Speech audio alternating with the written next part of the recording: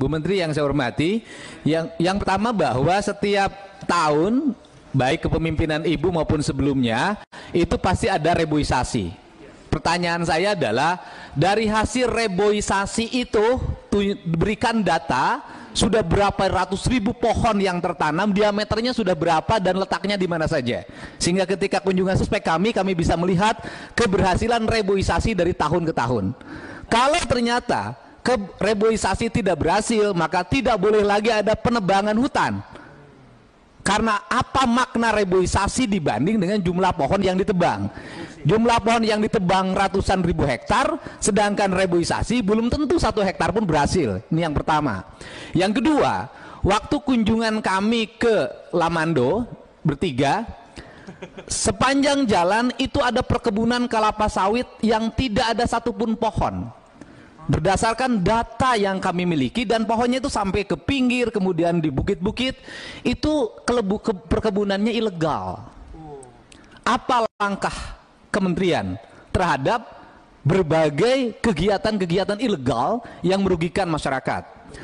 Kemudian yang berikutnya adalah hutan. Dalam pandangan kami yang harusnya diberikan izin di hutan Kanifan itu 8.000 hektar. Tapi faktanya diberikan 19.000 hektar. 10.000 hektar itu sudah di land clearing, sudah bersih.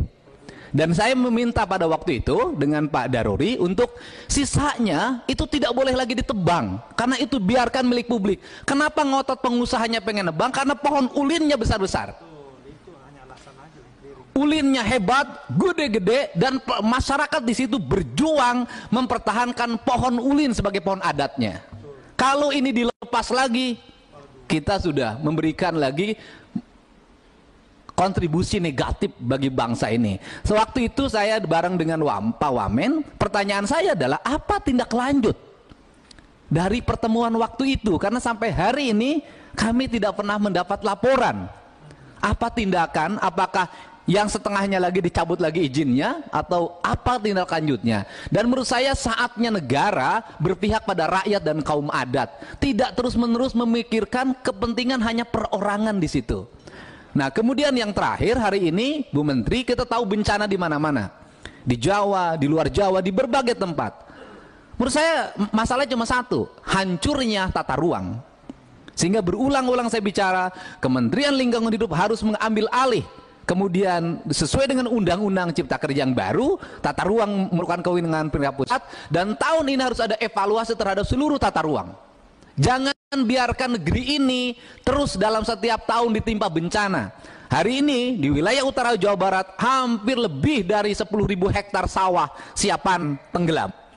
Bu Menteri, banyak mana ngeluarin izin masa kepemimpinan Ibu dan sebelum kepemimpinan Ibu? Kita sudah menahan begitu rupa, Ketua. Kalau lihat datanya zaman sekarang, maksud saya jauh banyak mana ngeluarin izin Ibu sebelum jadi menteri atau Ibu sudah jadi menteri? Saya jawab aja, Bu. Datanya nanti saya kirim datanya aja pada yang terhormat.